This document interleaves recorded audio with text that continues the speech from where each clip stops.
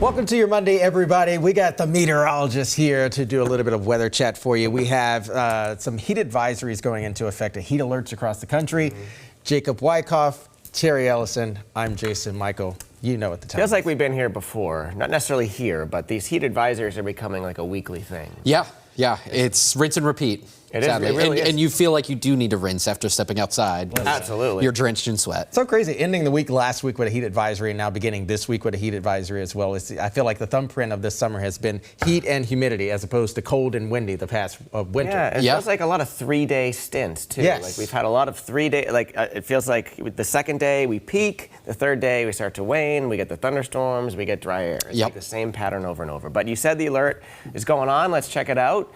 So for the next 3 days, we are talking a heat wave in many areas. Boston may not get there today just because of the sea breeze. Right, yeah. Still, though, inland areas will hit that 90-degree mark, and that'll be the start of a pretty tough stretch, Tuesday being the peak of the heat. Feels like temperatures in the triple digits tomorrow especially, so it's one of those stretches that you just got to kind of plan for with staying cool and staying hydrated.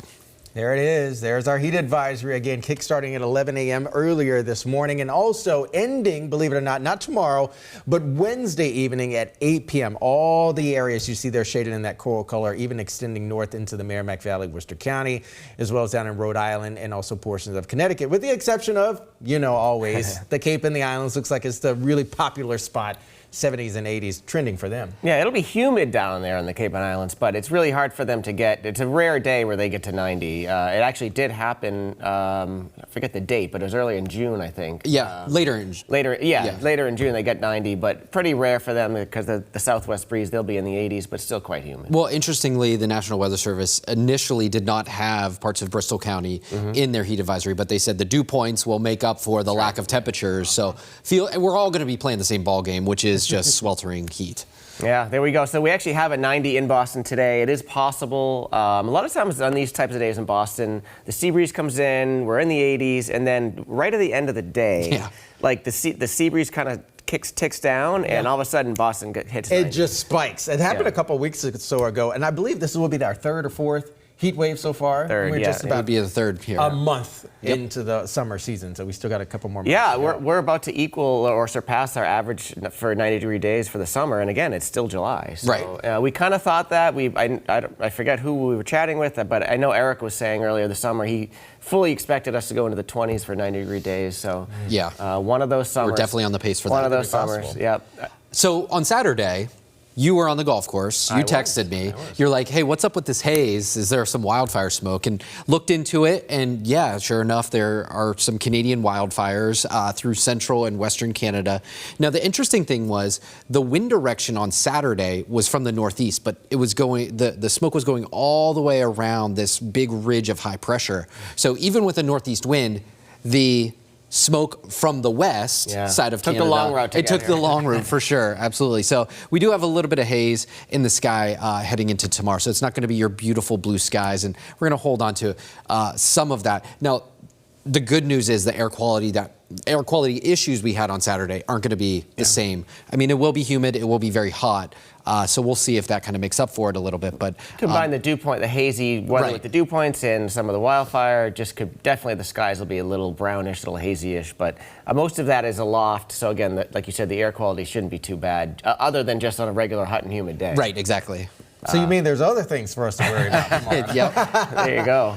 Records? Okay, let's take a look at this. The forecast for Boston tomorrow is 95. The record is 97. And look at Worcester. 91 is the forecast for tomorrow, and 94 is the records. Now, again, these numbers can go up for tomorrow. We are expecting our Tuesday to be the warmest of the next 7. But the uncomfortableness, as Jacob was just saying, with the haze in the atmosphere, the potential for some air quality issues, and the humidity, it'll make for a pretty gnarly day for us. I feel like we've had, this graphic is getting overused this summer. Just the end of last week, we missed the record by 1 degree in Boston, but we've set a couple of record highs already. So definitely the all-time June summers. high temperature record. 102 degrees. So. I feel like the record highs graphic has been worked hard this summer. And there's your highs on Wednesday. The last day in the heat wave is always the toughest because it's like how quickly are the clouds going to come in? There could be some thunderstorms later in the day. If we hold on to the sun long enough, it could easily be as warm as Tuesday, but we'll see. Absolutely. And that was the question that we had also going into last week, right? When was the heat wave going to finally break? Yep. And 92. That's a solid stretch of 90s. It's still very humid. Very humid. Exactly. And give you some perspective, average high is about, what, 81, 82 degrees for this time of year? Like that, so we'll be well above that. So when we look, go ahead, Jacob. So when we look at our 90-degree days, we can slice data up a lot of different ways. One easy way to kind of digest it is to look at the number of days of something. And so the number of 90-degree days this summer, sitting right now at 14, that's already ahead of all of last year, all of 2023, and our average is 14. For a year. For a year, right. for an entire season. And so, I mean, we're already on pace. We're going to at least hit it tomorrow, probably on Wednesday, if not today. So we're going to add at least 2 or 3 more to that. And so when you look at the last 10 or 12 years, you can see that we're on pace for one of the warmer stretches we've seen. One of the hottest summers, and again, it's still only July. July's coming to an end, but we have the whole month of August. In August, I want to say we average about 4 days of 90 plus. So even if we just get an average August, we'll be up around 20 by the end of the month. So. I don't know. I don't know if a lot of folks, like, what are you feeling when you go out? Are people done with the heat? Are they like, this is great, I don't want winter to come? Like, what? I think as far as our morning show viewers, they are delighted that it is nice and hot outside. It's just how long it lasts. They love the sunshine. They love when it's dry. They love that it's hot. But it's when it goes from day to day to day to day, they're like, okay, can we get a break at some point? But I'm actually thinking, riddle me this. I'm actually thinking about tropical season now, because if we continue to advect a lot of this hot air, it's allowing for the sea surface temperatures to remain warmer, perhaps even longer. And we all know that we're sort of kind of due for a tropical system to hit the Northeast anyway. So we are... And we have the hottest months coming, the hottest months as far as tropical systems go, August, September, October. The peak season, Yeah. It's something to keep on radar. No pun intended. It's been quiet so far. We've had a few systems, but nothing that's really affected anybody. But I would say that, it's something to keep an eye on in August, September. The predictions, the forecasts going into this hurricane season were for a near or slightly above average season. So we got a lot of room to make up, because we haven't really It's been one of the slowest starts to the season that we've seen. So we'll take that as long as we can. Exactly. That probably won't be the case for a while. No, we already saw that one. Let's move along. I know a lot of folks, actually, friends of my son's going to training camp this week. It's going to be hot, even though it's a morning thing. It's a 10 a.m. thing. When you don't really cool off at night, the mornings can be hot. It'll be certainly well into the 80s, if not near 90 by the time. And they're also adding the pads now, too. So they've got that extra. That's right. They started with pads today. Yeah. That's right. So it's going to be very hot for them. I remember those days, the two-a-days days, where you have to schedule practice in the early morning or as the sun is setting. You got to get those practices done. Otherwise, you're taking ice baths every 15 minutes to try to stay cool. Look at the jock over here. Well, I wouldn't go too far. I used to be athletic. You were the kicker, right? You still got it. I was, among other things, yes, I was the kicker. Yeah. I'm not taking away from your stardom. I thought that was kind of a cool thing to know. I was kicker, wide receiver, and defensive back, Oh, wow. Yeah. Oh, jeepers. Okay. I mean, in high school, everyone plays every position. In addition to being an Emmy Award-winning meteorologist. We all have histories. So at any rate, if you're going to training camp next couple of days, the key is to stay hydrated for sure. Now, we do have some clouds bubbling in on Wednesday, and we have a shot at a few thunderstorms late in the day. Obviously, this is something that will come in and break the heat. Yes. Models have been a little all over the place with when and how this is all going to break down.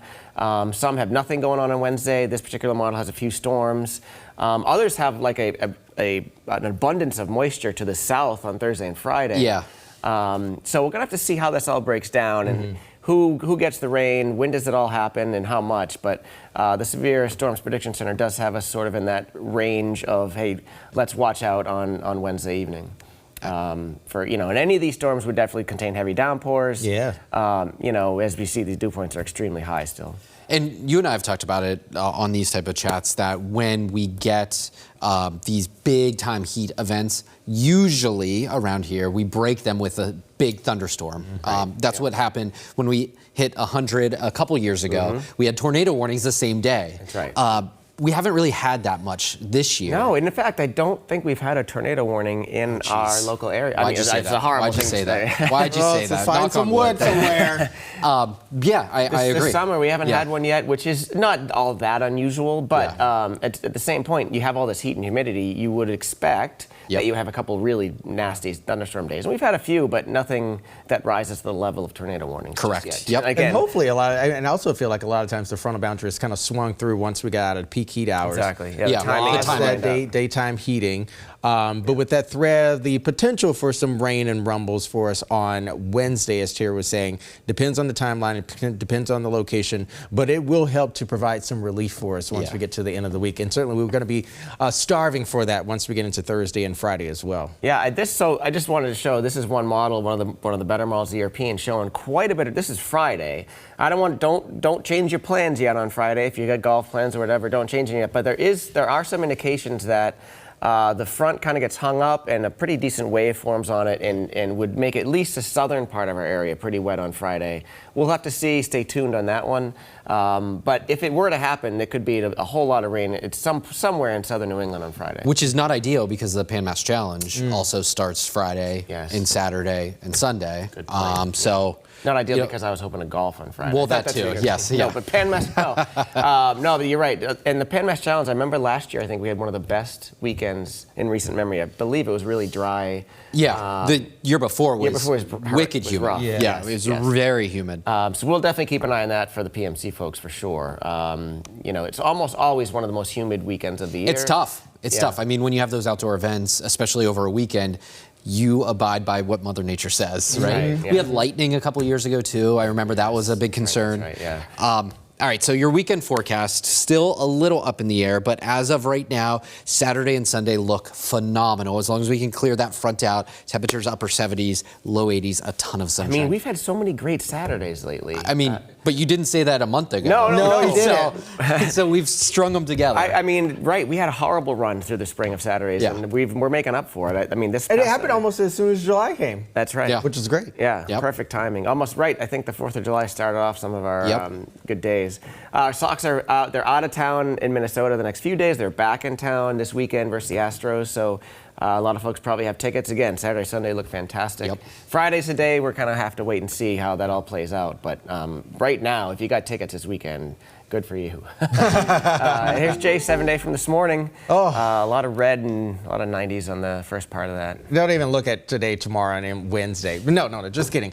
Make sure that you are hydrating. Make sure you're listening to the body. Heat-related illnesses are a really bad thing, and you want to make sure that you are doing everything you can to keep yourself safe. First active this week will be the heat and humidity. As you know, we are expecting extreme heat with the heat advisory through 8 p.m. on Wednesday. Again, expecting potential for some rain and rumbles possible between Thursday and Friday, but look at the trend. We're going back down from the 80s to the 70s as we march towards the weekend. And as of right now, it looks gorgeous. If you're watching us on YouTube, make sure you like and subscribe, even if you don't, like I always say, even if you don't like the forecast, you can like the folks that are delivering it. But Jay's coming on in about 15 minutes with an update. I know you'll be on next couple days on noon shows, and we'll be watching the trends for Thursday and Friday. Absolutely. Stay cool, everybody.